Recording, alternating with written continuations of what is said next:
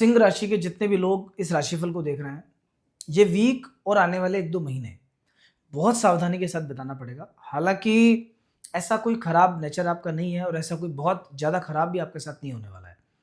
लेकिन अगर आपने ध्यान नहीं दिया, तो ये मान के चलिए कि कई सारी परेशानियों का, कई सारी समस्याओं का शिकार आप हो जाएँगे, जिससे आपका मानसिक स्वास्थ्य, पारिवारिक जीवन सब इफ़ेक्ट हो जाएगा। क्या ध्यान रखना है? मैं आपको बताता हूँ। इस समय योग कुछ ऐसा चल रहा है कि छोटी-छोटी बात का बतंगड़ बन जाएगा। कैसे? कहोगे कुछ, लोग समझेंगे कुछ। और इसका जो इफ़ेक्ट आएगा, सबसे ज़्यादा इफ़ेक्ट आएगा आपके नज़दीकी रिश्तों के साथ में। अभी मैं आपकी इस राशि के अनुसार आपको दिखाता हूँ कि कैसे एक-एक रिश्ता जो है ना आपका वो बिगड़ सकता है। तो आपको बहुत संयम बरतने की आवश्यकता है, बहुत ध्यान रखने की आवश्यकता है। देखिए, सबसे पहले ये आपका फर्स्ट हाउस है। फर्स्ट हाउस में आपके केतु विराजमान है। पहले घर में जब केतु होता है तो व्यक्ति स्वास्थ्य के प्रति लापरवाह होता है। इस फर्स्ट हाउस पे राहु और मंगल 2 पाप ग्रहों की दृष्टि है। आलस्य बढ़ जाता है जरा-सा। व्यक्ति खुद पे ध्यान नहीं देता है। खुद के लुक्स पे ध्यान नहीं देगा, स्वास्थ्य पे ध्यान नहीं देगा, छोटी-छोटी चीज़ों पे ध्यान नहीं देगा, काम को टालने की प्रवृत्ति बढ़ जाएगी। तो ये क्या करेगी? इससे आपका खुद का जो काम है अनबैलेंस होगा, आप शरीर से परेशान हो सकते हो और मिसमैनेज हो सकते हो। ऑर्गेनाइज़ होना अच्छी बात है, मिसमैनेज होना अच्छी बात नहीं है। तो यहाँ सबसे पहले दिक्कत आ रही है खुद के साथ। इसके बाद ये थर्ड हाउस है। थर्ड हाउस होता है अपने भाइयों का, छोटे भाई का। शुक्र जो कि थर्ड हाउस के लॉर्ड हैं, आप देख सकते हो 8th हाउस में बैठे हैं, सूर्य के साथ बैठे हैं, शनि के साथ बैठे हैं। 8वें घर में शुक्र का जाना वो भी सूर्य के साथ ज़्यादा अच्छा नहीं होता है। जो उम्र में छोटे हैं, छोटे भाई लगते हैं आपके, उनके साथ व्यवहार अच्छा रखना, विचार अच्छा रखना, लड़ना झगड़ना मत। 4th हाउस माता का प्रतीक होता है और मंगल इस स्थान के स्वामी हैं। मंगल भी आपके 7वें घर में बैठे हैं राहु के साथ। देखिए, राहु मंगल का जो योग होता है ये अंगारक योग बनाता है। वैसे भी 7वें घर में बैठना राहु मंगल का या राहु का इतना अच्छा मानते नहीं है। तो जब ये राहु के साथ मंगल बैठे हुए हैं और चतुर्थ भाव के प्रतीक हैं, तो ये कहीं न कहीं माँ को पीड़ा देते हैं। माँ के स्वास्थ्य को डिस्टर्ब करते हैं। कभी-कभी माँ के साथ झगड़ा भी करवा देते हैं कि किसी बात पे आपका उनके साथ विचार नहीं मिले, कोई बात बढ़ जाए, ऐसा कुछ। अंगारक योग खराब होता है। तो अभी ध्यान कहाँ रखना है? माता के स्वास्थ्य का, माता के साथ रिश्तों का ध्यान। इसके बाद में हम बात करेंगे 7th हाउस की। 7वां घर होता है जीवन साथी का, लाइफ पार्टनर का, विवाह का। विवाह के स्थान में राहु मंगल का बैठना मतलब शादी में डिले।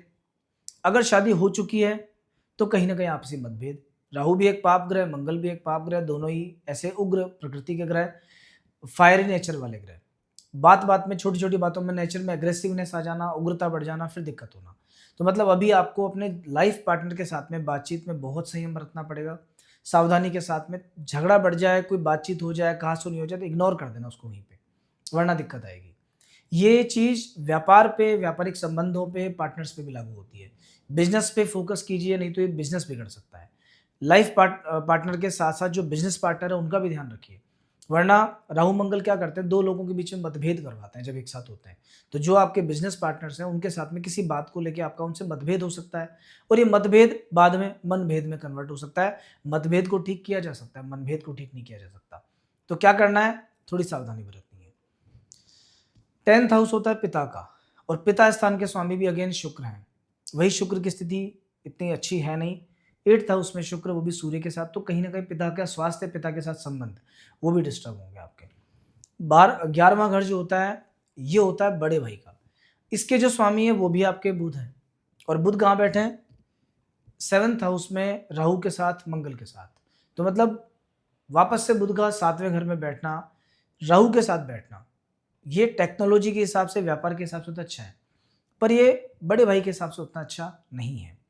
एक संबंध ऐसा है जहाँ पे आपको थोड़ा पॉजिटिव फल देखने को मिलेगा, वो पुत्र का संबंध या संतान का संबंध। पंचम भाव पे बृहस्पति की पूर्ण दृष्टि है और बृहस्पति खुद पंचमेश होकर अपने भाव को देखते हैं। मतलब ये टाइम संतान की ग्रोथ का है, संतान के साथ रिश्ते सुधारने का है, संतान की उन्नति हो सकती है। अभी उनके लिए आप कुछ कीजिए, उनके साथ में रिश्ता बढ़िया बना के रखिए। तो इस वीक का जो सजेशन मेरा सबसे पहला आपको वही है कि पारिवारिक जीवन को बना के रखिए। दूसरा, स्वास्थ्य पे फोकस कीजिए। जिन लोगों को बीपी की समस्या रहती है उनका बीपी बढ़ा हुआ मिलेगा। मारक भाव में राहु मंगल मतलब बीपी का बढ़ जाना, अपने आप हार्ट बीट का बढ़ जाना, डायबिटीज़ का बढ़ जाना, ये सब चीज़ें थोड़ा थोड़ा अपने स्तर पे आपको जरा जरा सा परेशान करेंगी। आगे जैसे जैसे ग्रह चेंज होंगे, मतलब 15 अप्रैल के बाद जब ये सूर्य आपके नवम भाव में आ जाएंगे, उसके बाद से वापस आपके दिनमान बेटर होना स्टार्ट हो जाएंगे। और वैसे भी देखिए, जब परेशानी बहुत ज़्यादा हो जाती है उसके बाद समाधान ही होता है उसका। तो कोई बात नहीं, जैसा भी जो भी है, बृहस्पति का सपोर्ट आपको मिले हुए है, इसलिए इनकम बनी रहेगी, काम बना रहेगा, मन में डिससेटिस्फेक्शन रहेगा, थोड़ा स्ट्रेस रहेगा। विवाह के मामले में अगर कहीं बातचीत चल रही है तो हो सकता है कि वो बातचीत चले पर वो फाइनलाइज ना हो पाए, थोड़ी दिक्कत आए। अगर बात आगे बढ़ती भी है तो हो सकता है वापसी मतभेद हो जाए, आर्ग्यूमेंट्स ज़्यादा हो जाए, तो आर्ग्यूमेंट से आपको फिलहाल अभी बचना है। बीपी का ध्यान, रक्त से जुड़ी समस्याओं का ध्यान, स्किन डिजीज का ध्यान, ये सब गर्मी की परेशानियों का ध्यान, इनका ध्यान अभी रखना। आने वाले 7 डेज की बात करें, 16 तारीख से 22 मार्च, ये कैसा जाएगा? तो देखिए 16 तारीख का जो दिन है ये आपके लिए बहुत ही अच्छा दिन है। 6th हाउस में चंद्रमा रहेंगे, बहुत शानदार दिन है। गोचर में छठे घर में चंद्रमा का मतलब होता है कि रोग, ऋण, शत्रु से मुक्ति। रोग कम होगा, ऋण कम होगा, शत्रु संबंधी मामलों में रिलीफ मिलेगा। कोई कोर्ट की तारीख पड़ने वाली है तो ठीक जाएगी, आपके फेवर में जाएगी। आपकी जो सोच है वो बढ़िया जाएगी। आप जो कोई काम करोगे वो काम अच्छा करोगे। तो कुल मिलाकर के इन तीनों चीज़ों में पॉजिटिव फल दिखाता है 16 तारीख का दिन। 17 और 18 मिले जुले फल वाला है, पर फिर भी व्यापार व्यवसाय की दृष्टि से बहुत अच्छा है। इससे आगे हम बढ़ेंगे। 19 और 20 तारीख, ये 2 दिन आपको बहुत सावधानी बरतनी पड़ेगी। क्यों? क्योंकि 2 दिन में चंद्रमा रहेंगे अष्टम भाव में, और 8th हाउस के चंद्रमा, वो भी सूर्य के साथ, मतलब अमावस्या का दिन है। कहीं ना कहीं थोड़ा सा हेल्थ पे इफेक्ट आएगा। और सूर्य और शनि का योग भी अभी साथ में है, तो मतलब आप नोट कर लो, स्पेशली सिंह राशि के लोग स्पेशल नोट कर लेना, क्योंकि 8th हाउस में है। इस 19 तारीख और 20 तारीख को आपका स्वास्थ्य खराब होने का, मन में स्ट्रेस आने का, एंजाइटी होने का, कहासुनी होने का, आर्ग्यूमेंट होने का बहुत ज़्यादा डर है। किसी से भी कोई बात हो जाए तो बात को बढ़ाना मत, संयम बरतना। ऑफिस में अगर बॉस से नहीं बने, आपके कलीग से नहीं बने, तो आप थोड़ा बैकफुट पे आ जाना। और ये सोचना कि मुझे 2 दिन का टाइम अभी निकालना है। किसी कोई गलत भी करे तो उसका जवाब उस समय नहीं देना। ट्रैवल नहीं करना, घूमने फिरने में सावधानी बरतना। अगर प्रॉब्लम ज़्यादा हो तो कहीं ना कहीं आप थोड़ा सा भगवान शिव की पूजा करना, ओम सोम सोमाय नमः मंत्र का जप करना, या फिर नारायण कवच एक आता है, अगर आप पढ़ सकते हो तो उसका एक पाठ कर लेना। उसको पढ़ने से भी सभी समस्याओं का समाधान होता है। देखिए, आपके लिए जो 21 और 22 तारीख का दिन है, ये दिन बहुत शानदार रहेगा। क्यों रहेगा? क्योंकि इस दिन आपके भाग्य स्थान में चंद्रमा रहेंगे, किस्मत का सपोर्ट है। तो मतलब कोई भी महत्वपूर्ण काम अगर आपको करना है तो 16, 21 या 22 इन 3 दिनों में करना। और कोई भी ध्यान रखना है अगर आपको, तो 19 तारीख और 20 तारीख इन 2 दिनों में विशेष ध्यान रखना, नहीं तो ये 2 दिन विशेष परेशानी करने वाले आपको रहेंगे। सिंह राशि के सभी लोगों को एक सलाह मेरी छोटी सी रहेगी, क्योंकि आपकी राशि के मालिक है भगवान सूर्य, और पंचदेवों में भगवान सूर्य की गणना होती है। आप बहुत भाग्यशाली हैं कि आप सूर्य की राशि में आपका जन्म हुआ है। सूर्य ग्रहों के राजा भी हैं, तो मन तो बिल्कुल राजा जैसा है, मन उतना ही उदार है आपका, और लीडरशिप की क्वालिटी भी आप में है। छोटा काम कभी पसंद नहीं आएगा, इसीलिए जब कभी आप कोई छोटा काम करोगे, या मान लीजिए कि कोई आपकी टैलेंट से लोअर लेवल पर काम करोगे, तो आप परेशान हो जाओगे। आपको ऐसा लगेगा कि ये काम मेरे लायक नहीं है, मैं इससे अच्छा काम कर सकता हूँ। तो एक तो अपनी लाइफ में हमेशा आगे बढ़ने का प्रयास करो। रुक जाना, ठहर जाना, ये बिल्कुल खराब है। ठहरा हुआ पानी भी खराब हो जाता है, कीचड़ बन जाता है।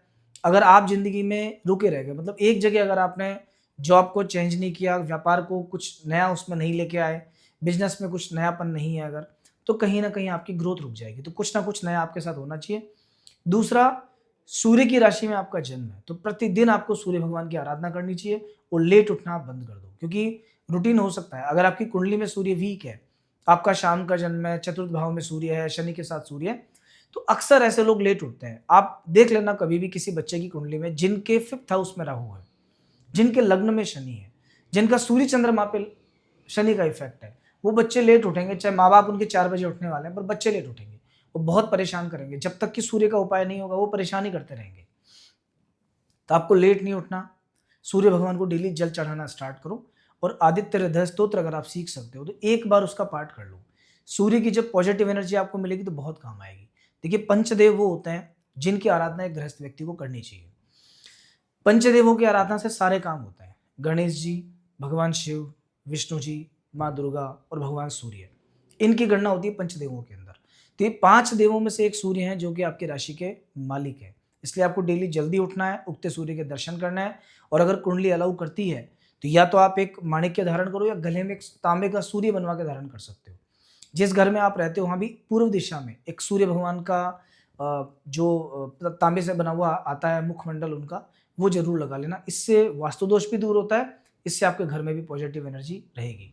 तो दोस्तों, अगर आप फर्स्ट बार इस चैनल पे आए हो तो इसको सब्सक्राइब करके जाइए, और अगर आप आगे भी इसी तरह के वीडियोस देखना चाहते हैं या कोई क्वेरी है तो आप कमेंट के माध्यम से भी हमसे संपर्क कर सकते हैं। नेक्स्ट वीक हम फिर मिलेंगे एक नए वीडियो के साथ में। तब तक के लिए आप सभी को नमस्कार।